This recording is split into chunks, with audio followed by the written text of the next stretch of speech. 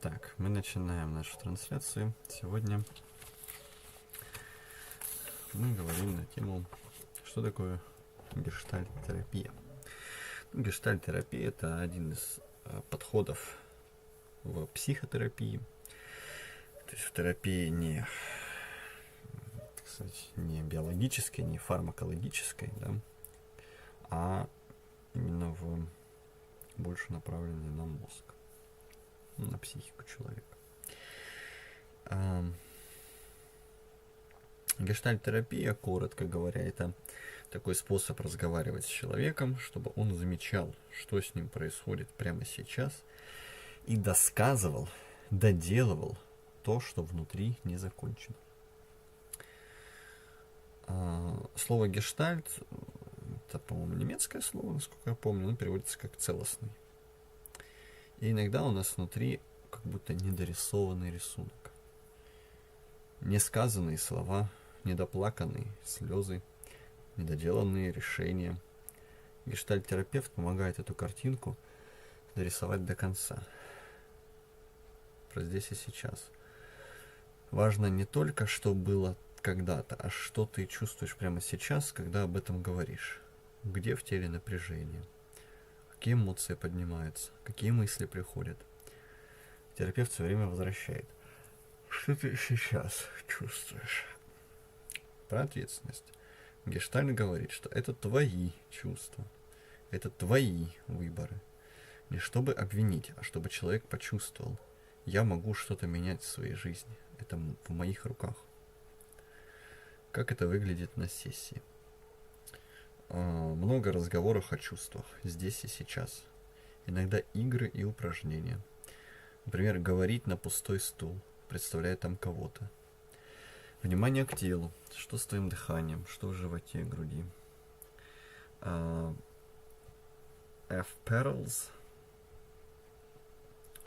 Это один из основателей гештальт-терапии. Он как раз придумал многие такие способы.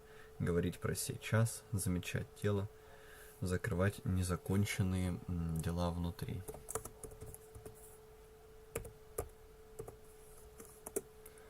Фредерик Перлс.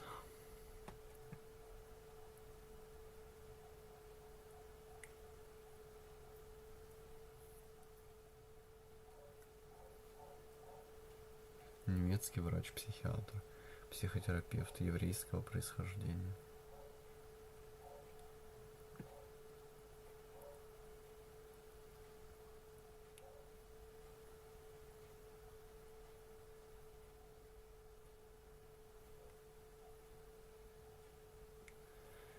Так, умный дядька, наверное, был.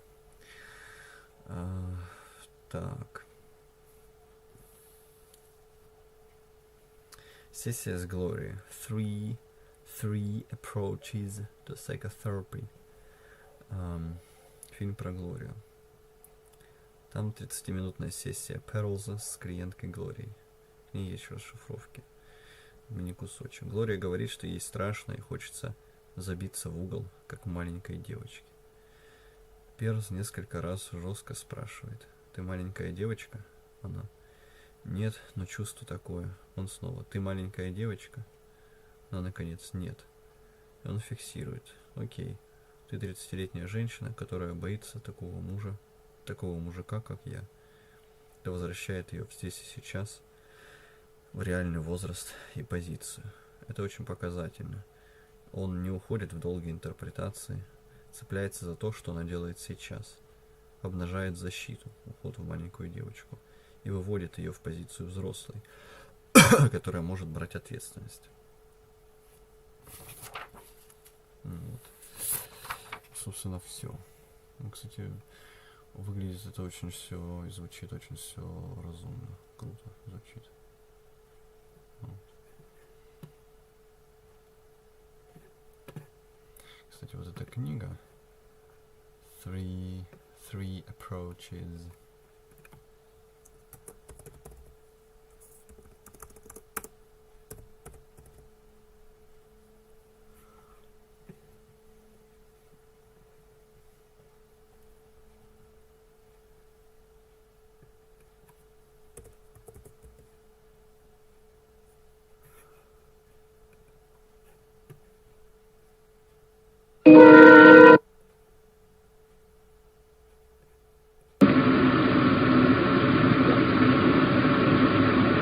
And I have a feeling you're just going to... From this, what is ordinarily...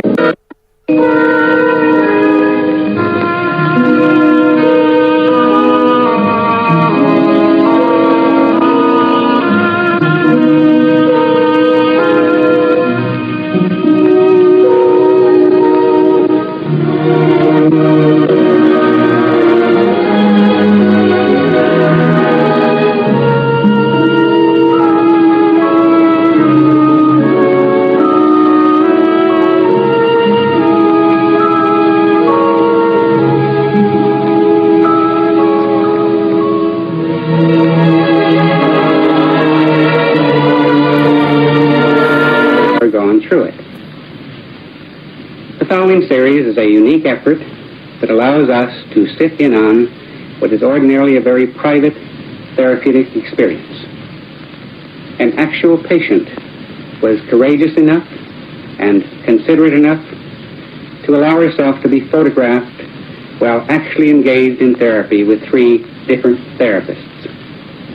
Thus, we are allowed the privilege of seeing and feeling what really transpires. A film series like this, in which 3 therapists, distinguished by their different orientations, share their therapeutic endeavors, has never been made before. We therefore wish to express our gratitude to Gloria, the patient, and to her therapists for allowing us to share in their therapeutic adventure. This series will be divided into 3 separate films. In the first film, we see Dr. Carl Rogers, founder of client-centered therapy, interviewing Gloria. In film number 2, Dr. Frederick Pearls, founder of gestalt therapy, is working with her. And in film number 3, Dr. Albert Ellis, founder of rational emotive therapy, is our therapist. Так, нам нужен фильм number 2. Так, это Карл Роджерс. Лю-лю-лю. Во, точно, вот. Так. Сейчас. Three approaches to psychotherapy. To Frederick Pearls.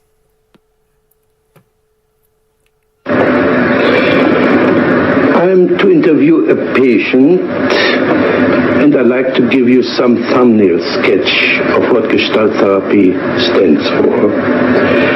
Gestalt therapy is working on an equation: awareness, equal present time, equal reality. In contrast to depth psychology, we try to get hold of the obvious, of the surface, of the situation in which we find ourselves, and to develop the emerging gestalt strictly on the I and thou, here and now basis. Any escape into the future or the past is examined as a likely resistance against the ongoing encounter. Modern man has alienated, given up so much of his potential that his ability to cope with his existence becomes badly impoverished. My aim is this: the patient should recover his lost potential. He should integrate the conflicting polarities, understand the difference between game playing, especially the playing of verbal games, on the one hand, and of genuine, authentic, confident behavior on the other. The civil war of inner conflicts weakens the efficiency and comfort of the patient, but every bit of integration will strengthen it. Now, in the safe emergency of the therapeutic situation, I repeat, in the safe emergency of the therapeutic situation, the patient begins to take risks and to transform his energies from manipulating the environment for support into developing greater and greater self-support, that is, reliance on his own resources. This process is called maturation. One Once the patient has learned to stand on his own feet, emotionally, intellectually, and economically, his need for therapy will collapse. He will wake up from the nightmare of his existence. The basic technique is this: not to explain things to the patient, but to provide the patient with opportunities to understand and to discover himself. For this purpose, I manipulate and frustrate the patient in such a way that he's confronting himself. In this process, he identifies with his lost potential, for instance, through assimilating his projections by acting out the alien parts of himself.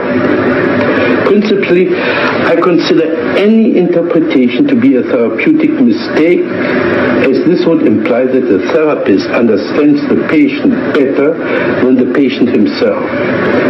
Takes away from the patient the chance of discovering himself by himself, and prevents him from finding out his own values and style.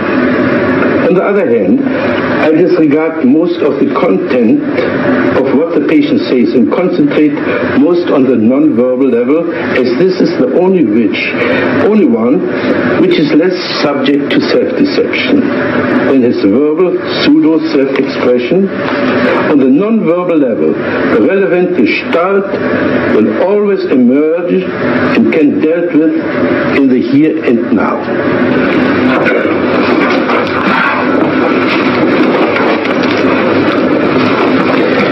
We are going to have an interview for half an hour.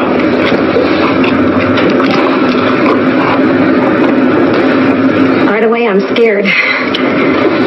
You say you're scared, but you're smiling. I don't understand how one can be scared and smile at the same time. And I'm also suspicious of you. I think you understand very well. I think you know that when I get scared, I laugh or I kid to cover up. But do you have stage fright?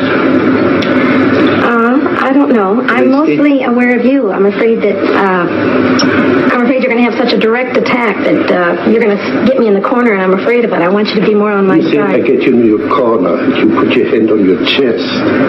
Mm-hmm. Is this your corner? Well, it's like, it's like I'm afraid, Where would you like to go? Can you describe the corner you like to go to? It's back in the corner where I'm completely protected. And there you would be safe from me. Well, I know I wouldn't really. Well, but it feels safer. Yeah. Imagine you were in this corner, and you're perfectly safe now. What would you do in that corner? I'd just sit. Just sit? Yes. How long would you sit? I don't know, but this is so funny as you're saying this. This reminds me of when I was a little girl. Every time I was afraid, I'd feel better sitting in a corner. Okay, you're panicky. Are you a little girl? Well, no, but it's the same feeling. Are you a little girl? This feeling reminds me of it. Are you a little girl? No. No, at last. How old are you? 30. And you're not a little girl? No. Okay. So you're a 30-year-old girl who's afraid of a guy like me. Well, I don't even know if I don't know I'll be afraid of you. I get real defensive with you. Now what can I do to you?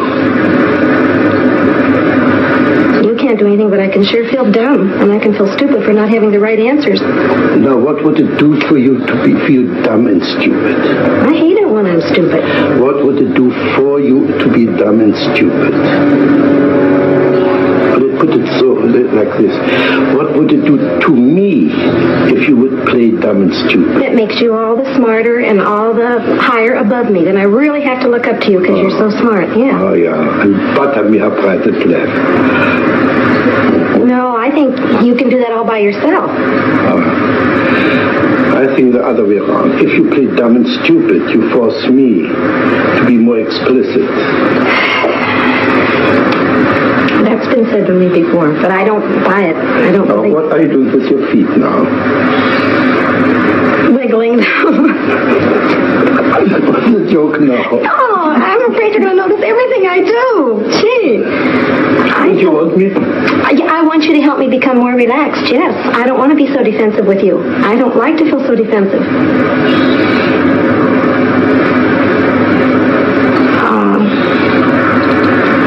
You're acting like you're treating me as if I'm stronger than I am, and I want you to protect me more and be nicer to me. Are you aware of your smile? You don't believe a word what you I say. do too, but I know you're going to pick on me for it. Sure, you're bluff, you're phony. Do you believe, are you meaning that seriously? Yeah. If you say you're afraid and you laugh and you giggle and you squirm, it's phony. You put in a performance for me. Oh, I resent that very much. Can you express it? Yes, sir. I most certainly am not being phony. I will admit this. It's hard for me to show my embarrassment, and I hate to be embarrassed. But boy, I resent you calling me a phony. Just because I smile when I'm embarrassed or I'm put in a corner doesn't mean I'm being a phony. Wonderful, thank you. You didn't smile for the last minute. Well, I'm mad at you. That's right. You didn't have to cover up your anger with your smile. Now, in that moment, in that minute, you were not a phony. Well, at that minute I was mad, though. I wasn't embarrassed. In other words, when you're mad, you're not a phony. I still resent that. I'm not a phony when I'm nervous. Again. I want to get mad at you. You know what I'd like to do? I want you on my level, so I can pick on you just as much as you're picking on me. Okay, pick on me.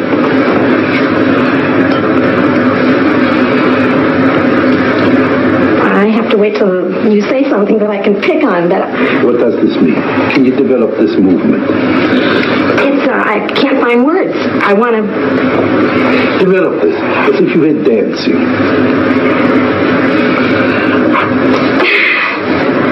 I want to start all over again with you. Okay, let's start all over. I know what corner I'd like to put you on. I'd like to ask you a question, and because I have a feeling you don't like me right off the bat, and I want to know if you do. Can you now play Fritz Perls not liking Gloria? What would he say? He'd say that she's a phony, for one. Say you are a phony. You're a phony, and you're a flip little girl, and you're a show-off. And what would Gloria answer to that? I know what I'd answer. I'd say I think you are too. Now say, tell this to me. Tell me what a phony I am. Well, Say, Fritz, you're a phony. Well, phony's not quite the right word, but it's more like a show-off. A show. Like you know all the answers. Yeah. And I want you to be more human, and that doesn't seem very human to me. To know all the answers is not very human. Yeah, to right away find out how I'm kicking my feet, and why am I doing like this? Why are you doing like that? Oh dear, I've got eyes. I can see you're kicking your feet. I don't need a scientific computer to see that you're kicking your feet. Let's think about that. You don't need to be wise to see that you're kicking your feet. I know, but it seems like you're trying to find some reason for it. I don't. It's your imagination. Okay, I know what I'd like from you. Can I tell you what I'd like from you? Yeah. I'd like you to be aware that I'm kicking my feet, and to be aware that I'm giggling when I'm really nervous, and accept it instead of putting me on the defensive, having to explain it. I don't want to have to explain why I'm doing these things. Did I ask you to explain it? You said, why am I, or what am I doing? No, well, what am I doing, you said. That's right, kicking your feet. I didn't ask you to explain it. It's your imagination. It's not this Fritz, it's the Fritz of your imagination. It's a big difference.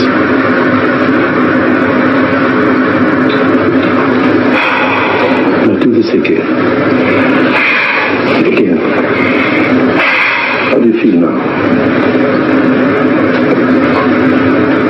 I don't know. Playing stupid. I'm not playing stupid. I don't know I the don't right know. answer. This is playing stupid.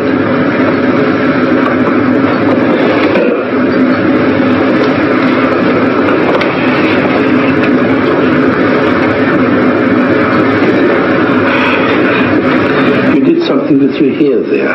Is by any chance something in my hair what you object to? No. No. Okay.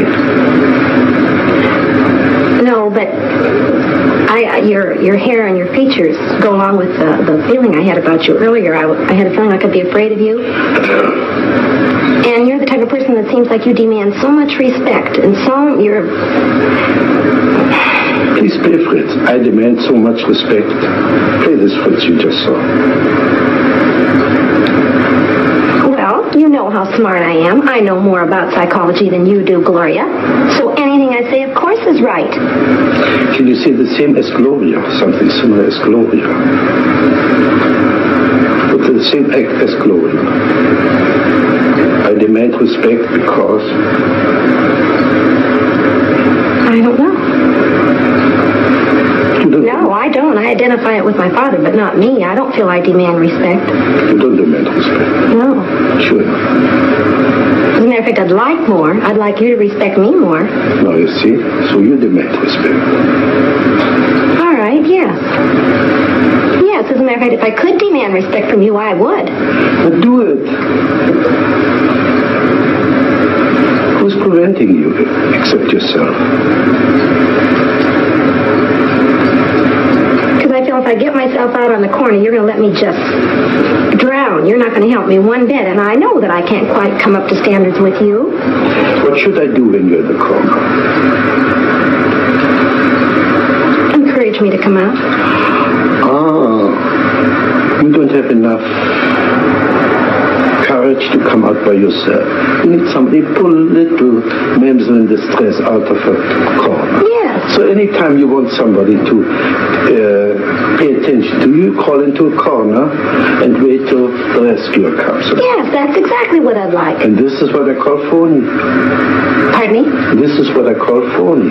Why is it phony? I'm admitting to you what I am. How is that a phony? That is a phony because it's a trick, it's a gimmick to crawl into a corner and wait there till somebody comes to your rescue. I'm admitting it. I know what I'm doing. I'm not being phony. I'm not pretending I'm so brave. I resent that. I feel like you're saying unless I come out openly and stand on my own, I'm not a phony. Baloney. I'm just as real sitting in that corner as I am out here all by myself.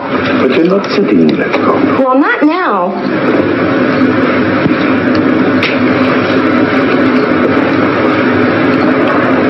And besides that, it's like passing judgment when you call me phony. I just hate that anyway.